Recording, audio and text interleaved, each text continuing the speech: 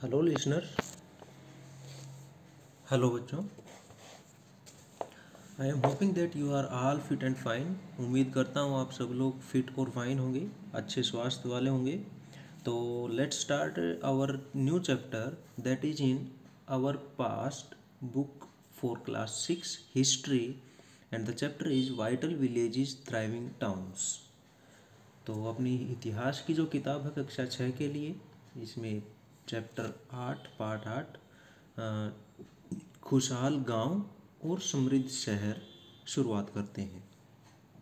As usual भाई कहानी शुरुआत करते हैं एक छोटी सी कहानी, इसके छोटी सी कहानी एक बच्चे की कहानी से। Prabhakar at the black Smith show. Prabhakar एक बच्चा है जो कि एक लोहार की दुकान पर है। वो क्या देख रहा है, क्या ऑब्जर्व कर रहा है, let's see. Prabhakar set watching the Smiths at the local show. अभी जो प्रभाकर है वो लोहार की दुकान पर खड़ा है और देख रहा है उनको क्या हो रहा है वहाँ पे। There was a small bench on which iron tools like axes and sickles were laid out.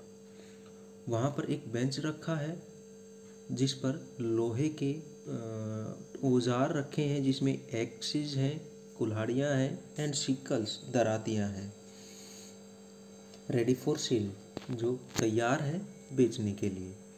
A bright fire was burning. एक तेज आग जल रही है, आग जल रही है भाई बहुत तेज। And two men were heating and beating metal rods into ships. और दो लोग भाई जो मेटल रोड है उनको पीट रहे हैं, गरम करके पीट रहे हैं, मतलब उनको औजारों में ढाल रहे हैं। It was very hot and noisy. वहाँ पर बहुत गर्मी है और बहुत शोर भी हो रहा है। गर्मी है क्योंकि आग जल रही है, और शोर हो रहा है क्योंकि वो मेटल रोड को पीट रहे हैं, जो छड़े हैं उनको पीट रहे हैं। And yet it was fascinating to watch what was happening. लेकिन इसके बावजूद भी वहाँ पर जो दृश्य था बड़ा मज़ेदार था, उसको देखना बड़ा अच्छा लग रहा था जो भी हो रहा था। तो चैप्टर है हमारा टूल्स के बारे में। स्टार्ट करते हैं। Iron tools and agriculture. लोहे के औजार और खेती। भाई खेती में किस तरह से लोहे के औजारों का यूज किया जाता था। We often take the use of iron for granted today.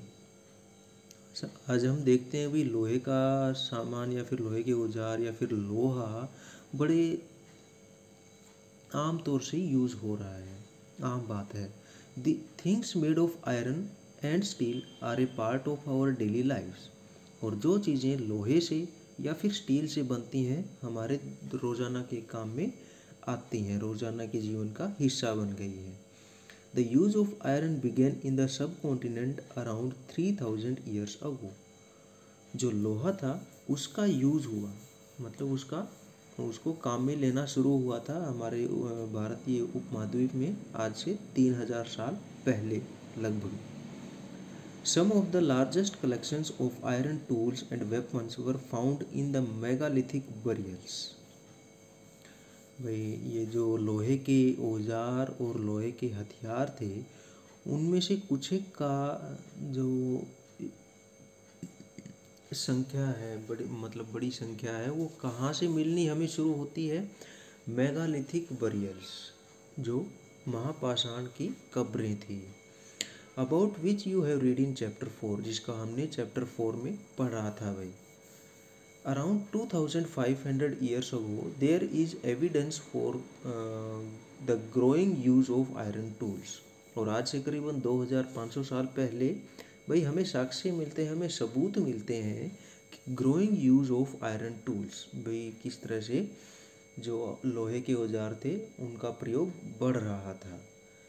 These included axes for clearing forest. इनमें शामिल थे एक्सीज मतलब कुल्हाड़ियाँ, ताकि किस काम में लिए जाते थे ये, क्लियरिंग फॉरेस्ट, जंगलों को साफ करने में।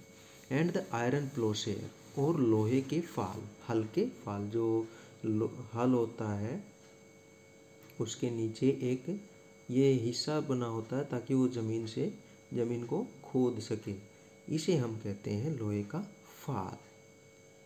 तुमने भी कई जगह देखा होगा गांव में, हल के नीचे लोहे की एक नुकीली चीज़ लगी रहती है जिसे फाल कहते हैं, ploughshare. As we have seen in chapter 5, इसको हमने पिक्चर्स में देखे थे भाई, चैप्टर 5 जो था हमारा, the ploughshare was useful for increasing agriculture production. और ये जो फाल थे, ये जो कृषि की उपज थी उसको बढ़ाने में काफ़ी मददगार साबित हुए थे। क्यों? क्योंकि पहले लकड़ी के फाल यूज़ किए जाते थे जो कि मिट्टी को ज़्यादा नीचे तक खोद नहीं पाते थे, जबकि ये जो लोहे के फाल थे ये ज़्यादा ज़मीन को नीचे तक खोद देते थे और आसानी से खोद पाते थे, टूटते भी नहीं थे। ठीक है, तो इसलिए ये खेती में अधिक कारगर साबित हुए थे। तो अब यहाँ पे कुछ औजार हैं, तो यहाँ देखिए सबसे ऊपर है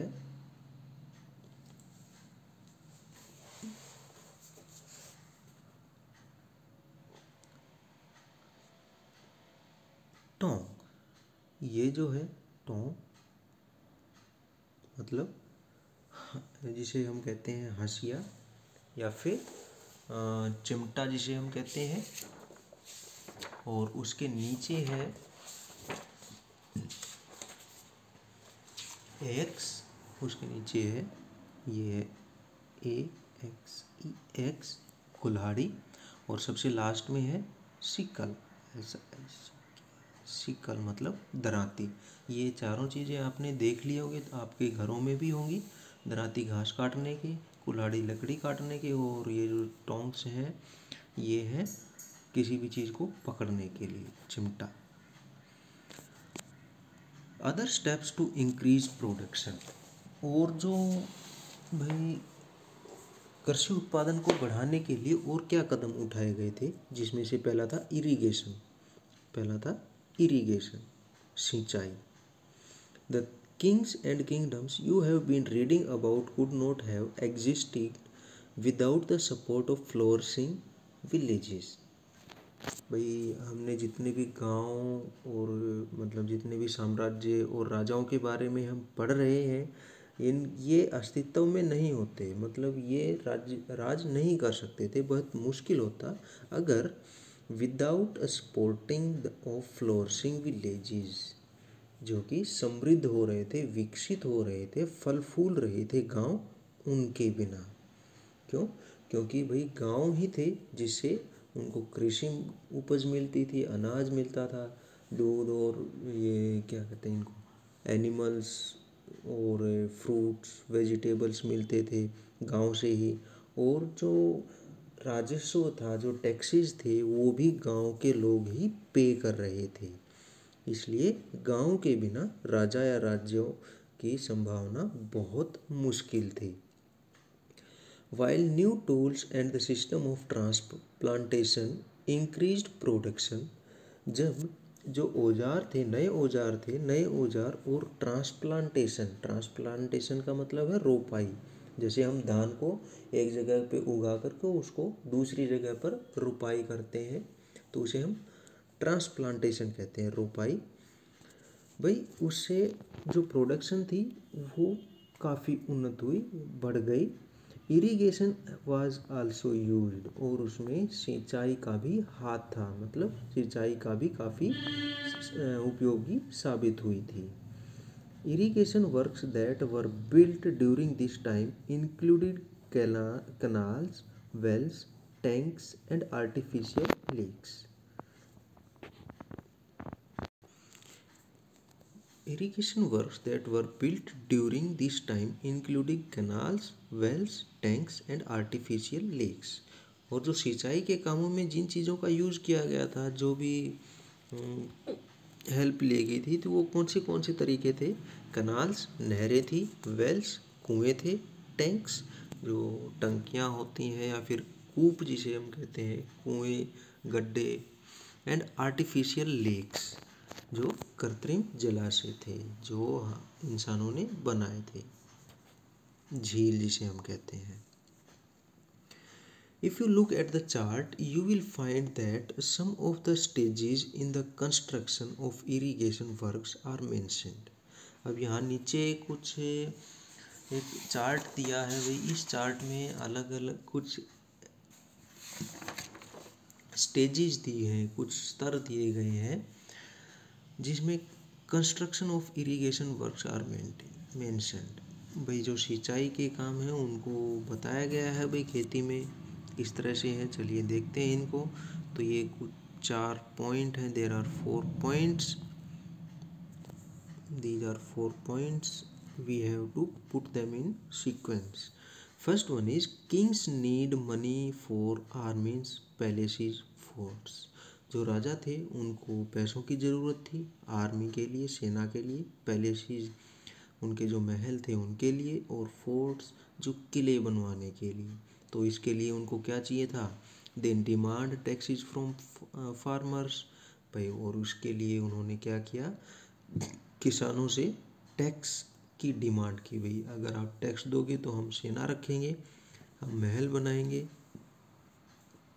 और किसान अगर टैक्स देंगे तो टैक्स कहाँ से लाएंगे किसान?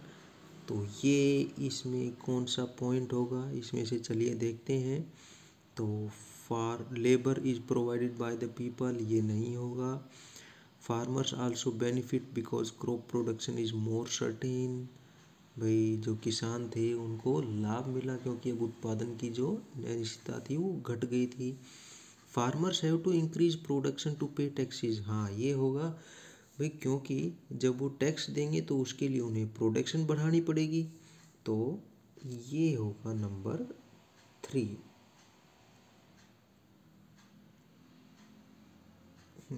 Farmers have to increase production to pay taxes, किसानों को टैक्स देने के लिए अपने उत्पादन बढ़ाना पड़ेगा।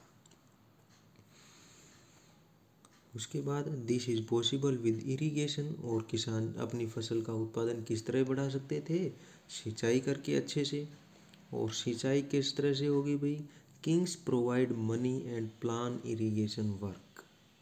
Kings provide money and plan irrigation works. जो राजा थे उन्होंने सिंचाई की योजना बनाई और पैसे लगाए हुए, जिससे किसानों को अच्छी सिंचाई की व्यवस्था मिल सके। तो ये हो जाएगा नंबर 5। अब उसके बाद क्या होता है भाई? Farmers also benefit because crop production is more certain. अब भाई जो बारिश थी उससे उनकी निर्भरता हट गई, तो अब किसानों को पानी मिलने लगा अपनी फसलों को पैदा करने के लिए, अपनी उपज बढ़ाने के लिए। तो फार्मर्स आल्सो बेनिफिट, उनको भी फ़ायदा हुआ, because crop production is more certain. जो फसल पैदावार थी और भी निश्चित हो गई थी। ये हो गया नंबर 6। और लास्ट में बच गया number 7। Labour is provided by the people. अब भाई खेती अच्छी करने लगे, सिंचाई अच्छी होने लगी, उपज ज़्यादा बढ़ गई, तो हम लोग अपना श्रम भी देने लगे, मेहनत करने लगे। तो ये था हमारी एक छोटी सी भाई सूची। Who lived in the villages. अब गांव में कौन कौन रहते थे भाई? There were at least 3 different kinds of people. कम से कम 3 तरह के लोग थे जो गांव में रहते थे। Living in most village in the southern and northern parts of the sub continent. जो ये प्रायद्वीप है, जो भारत का प्रायद्वीप है, उसके उत्तर और दक्षिणी भाग में 3 तरह के लोग रहते थे। कौन से? In the Tamil region, Tamil जो भाग था मतलब दक्षिणी भारत। लार्ज लैंड ओनर्स, बड़े बड़े भूस्वामी, लैंड ओनर्स भूस्वामी, वर नोन एज वेलालार। जो बड़े बड़े भूस्वामी थे उन्हें वेलालार कहा गया था।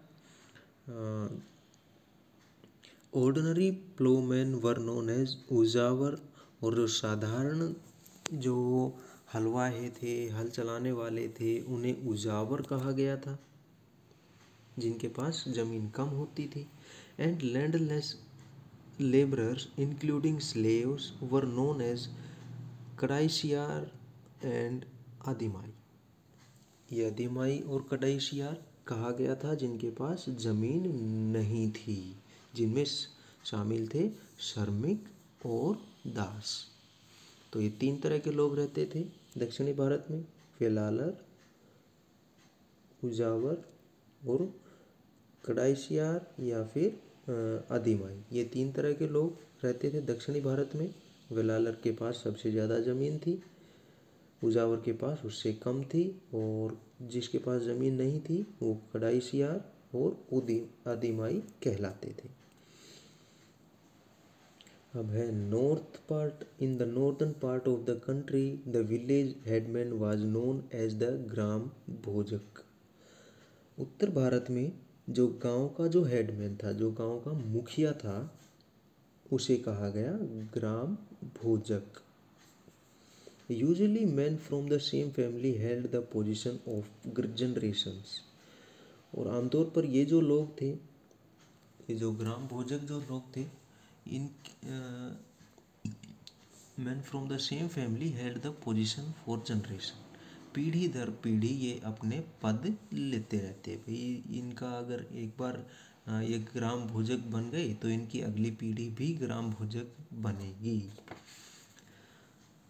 In other words the post was hereditary. और दूसरे शब्दों में कहें तो ये वंशानुगत पद था, मतलब एक पीढ़ी से दूसरी पीढ़ी हस्तांतरित हो रहा था। The grama bhojaka was often the largest land owner. अब यहाँ पे देखिए, ग्राम भोजक था वो सबसे बड़ा लैंड ओनर था, भूमि स्वामी था, भूपति था, जिसके पास सबसे ज़्यादा ज़मीन होती थी, ग्राम भोजक।